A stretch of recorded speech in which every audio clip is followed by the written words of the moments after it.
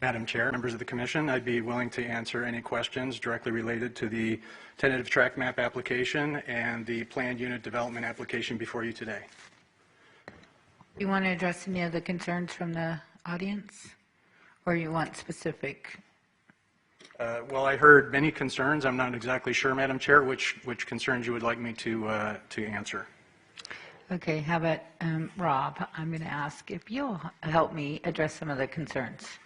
Right. One of the concerns was whether this is properly before the board, and it is properly before the board. It's ripe for decision. There's no gag order or injunction from a court. They filed an application, and it's properly before you to consider. As far as the road is concerned, the settlement agreement only applies to major projects for increased density. And of course, it's not a major project, and it's not seeking increased density. The density satisfies the density standard for the RU zoning district. They have to provide paved legal access before the final map records, because if the map records and there's a lot available for sale, it has to have a road to it. So that applies before the final map records, but they don't have to provide paved legal access at this point of the application process. Any other questions? So I'm concerned about the fire. I know how hard it is with volunteer fire departments. It does say that they'll have to comply with emergency access with the fire code, so that assumes that our code says it has to be to have proper access to get there. Right. They'll have to do a traffic study and compliance and provide paved legal access. So it won't be the existing mine haul road that will be there servicing this property. It would be a different road that complies with the traffic study, and it would be a paved legal access to the property. And so let me, and I don't know who and maybe the right person isn't here for me to ask on the volunteer fire department. Is that one that falls under Clark County's rule? They're not separate like Moapa, right?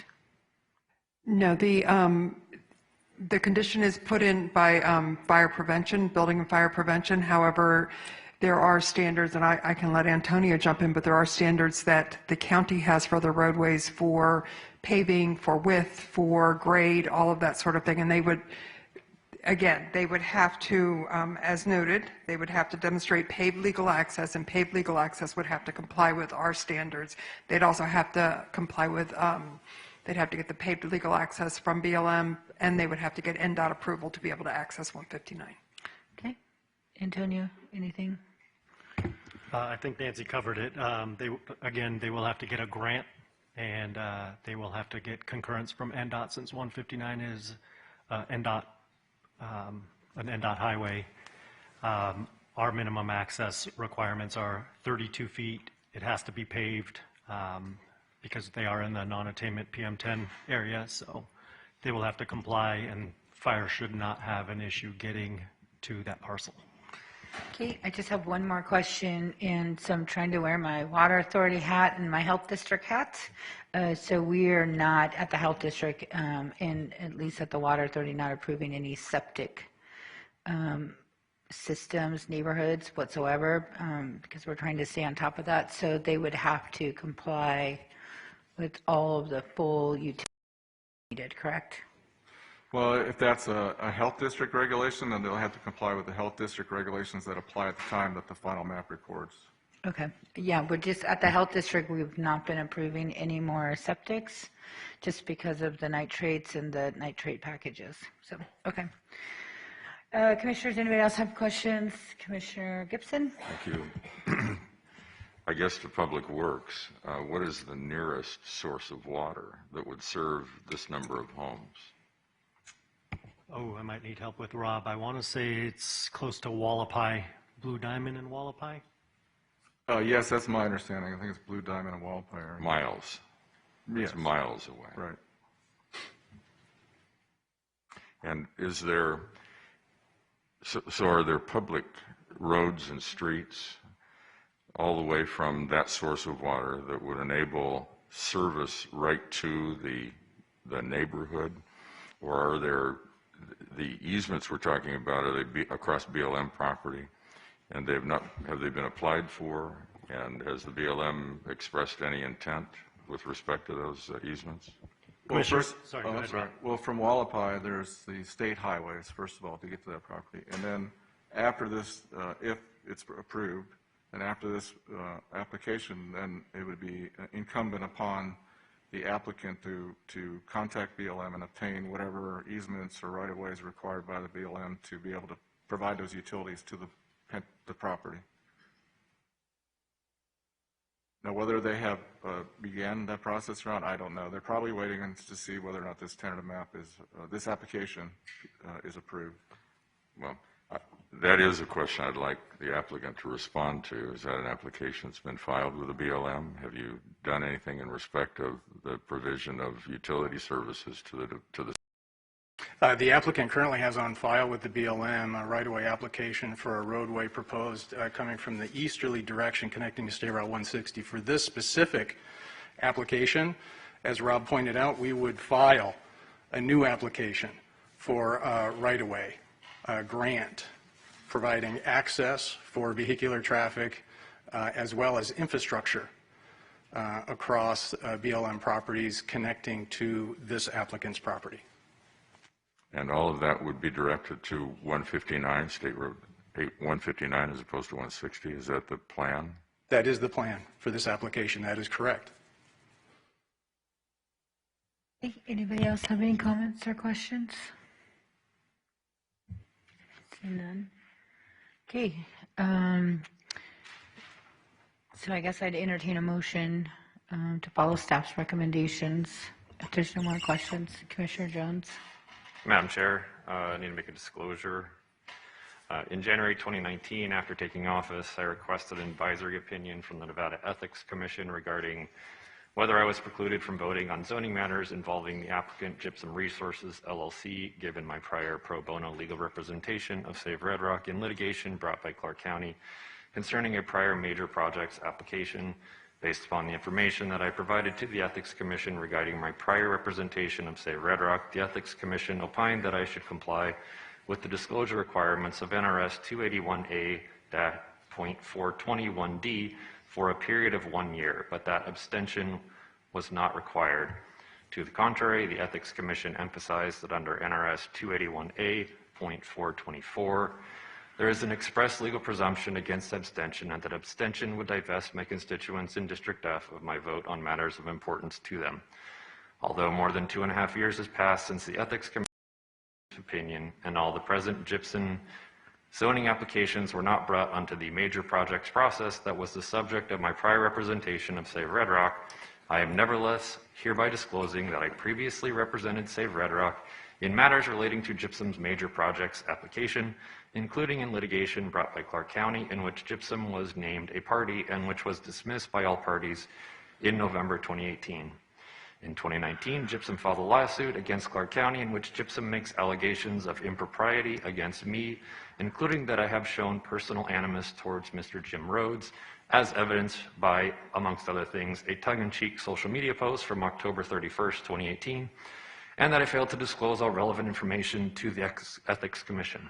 Given that the Ethics Commission opinion principally related to Gypsum's major projects applications, including prior requested waivers and the intervening lawsuit, I would like to hear the District Attorney's position as to whether I'm required to abstain from voting on agenda items 17 and 18. Okay, Rob. It's the District Attorney's opinion that you may vote on this and that you do not need to abstain on these applications. Thank you, Mr. Warhola. Okay, any other comments or questions? Can I just clarify, because I don't remember if I asked it, this is no increased density, this is what it's zoned for currently, right? That's correct. And what is that, one It's unit? RU zoning, which is a 1 unit for every 2 acres. Okay, just wanted to make sure, forgot if I asked it. Okay, Commissioner Sagerblum? Yes, I'm going to vote in favor of this just because it's my understanding that they comply with the zoning, but it sounds to me like there's so many issues going forward that are not really addressed at this point that I don't see how they could ever do it, water and everything else, but very basic concept of the land use matches what they've asked for, then I think at this point we have to vote in favor. Okay, Commissioner Miller? I don't know if Commissioner Jones intends to vote on this and follow the district attorney's recommendation. It sounds like maybe he will, but it's obviously his district. We're going to do some redistricting. My district is adjacent to that. I'm more than happy to make the motion for approval in the absence of Mr. Jones not making a motion. Okay. Go ahead. Red Rock's important to everybody, so go ahead, Commissioner Miller. Sure. I'll move for approval as outlined in staff report. Okay, Commissioner Miller has made a motion for approval. Any further discussion? I have one other question. Yep. Of our lawyer. We recognize that there is pending litigation. There's been a concern expressed by some that there could be or there are issues proceeding with this application and taking action on it.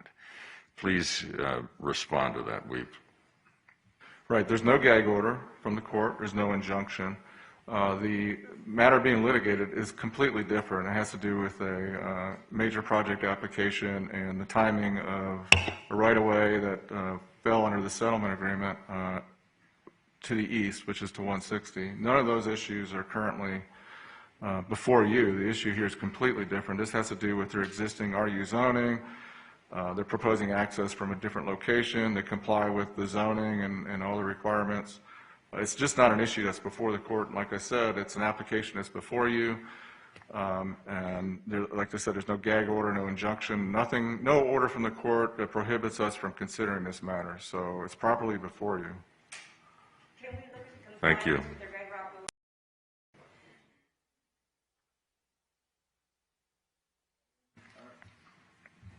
I'll bring up, I guess that's one issue that was raised, the Red Rock Overlay District. It's our position that the Red Rock Overlay District, the purpose of that is to preserve the natural setting. And certainly that's not the case here, because this is clearly almost or all of the property is a mining property. It's been mined or will be mined.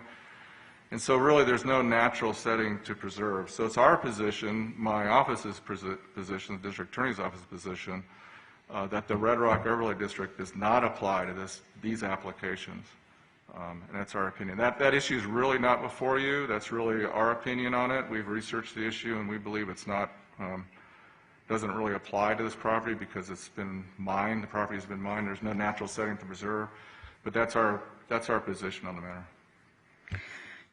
So I guess, will they have to come back before us if they make any substantial changes, they would have to come back and start over, correct? Right. If the tentative map, the proposed application has significant changes, then they'll have to come back and submit another application. Okay, that's what I thought. Okay, there's a motion on the floor by Commissioner Miller. Any further discussion? Seeing none, please cast your vote.